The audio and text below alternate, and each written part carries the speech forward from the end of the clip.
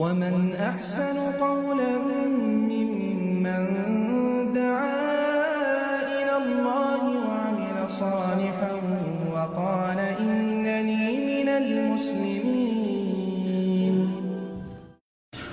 بسم الله الرحمن الرحيم.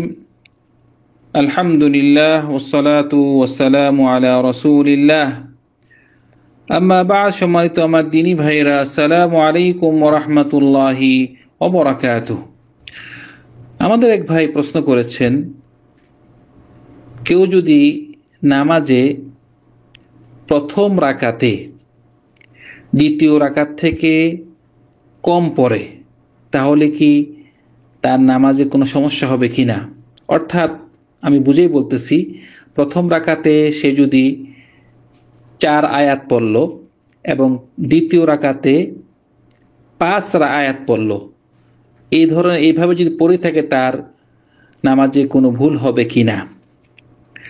প্রথমে আমি আমাদের এই ভাইকে বলবো, ওয়ালাইকুম আসসালাম ওয়া রাহমাতুল্লাহি ওয়া বারাকাতুহু।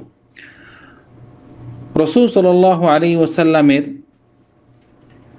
সিস্টেম ছিল, তিনি প্রথম রাকাতে দ্বিতীয় রাকাত থেকে বেশি পড়তেন, এটি হলো সিস্টেম। কিন্তু কেউ যদি প্রথম রাকাত থেকে দ্বিতীয় রাকাতে বেশি পড়েই ফেলে তার নামাজ হয়ে যাবে, কিন্তু উত্তম ছিল যে তার জন্য রাসূল সাল্লাল্লাহু আলাইহি ওয়াসাল্লাম যেভাবে পড়তেন বেশিরভাগ সময় সেভাবেই পড়তে, যে উনি প্রথম রাকাতে দ্বিতীয় রাকাত থেকে বেশি পড়তেন।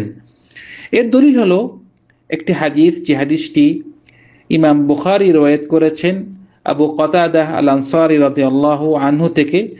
তিনি বলতেছেন, রাসূল সাল্লাল্লাহু আলাইহি ওয়াসাল্লাম যোহর এবং আসর এই 2 ওয়াক্ত নামাজের প্রথম 2 রাকাতে সূরাতুল ফাতিহার সাথে অন্য সূরা মিলাতেন এবং প্রথম রাকাতে তিনি দ্বিতীয় রাকাত থেকে বেশি লম্বা করতেন, এবং ফজরের নামাজে তিনি 2 রাকাতে সূরাতুল ফাতিহার সাথে অন্য সূরা মিলাতেন, আবার প্রথম রাকাতে তিনি দ্বিতীয় রাকাত থেকে বেশি লম্বা করতেন। তো এইভাবে ছিল রাসূল সাল্লাল্লাহু আলাইহি ওয়াসাল্লামের নিয়ম, যে উনি প্রথম রাকাতে দ্বিতীয় রাকাত থেকে বেশি লম্বা করতেন, এটি উত্তম। কিন্তু কেউ যদি একান্ত পড়েই ফেলে প্রথম রাকাতে দ্বিতীয় রাকাত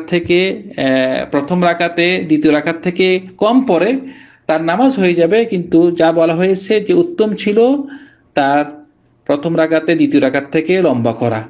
আশা করি আপনারা আমার কথা বুঝতে পেরেছেন। ওয়াসাল্লাল্লাহু আলা সাইয়্যিদিনা মুহাম্মদ ওয়া আলা আলিহি ওয়া আসহাবিহি আজমাইন। আসসালামু আলাইকুম ওয়া রাহমাতুল্লাহি ওয়া বারাকাতুহু।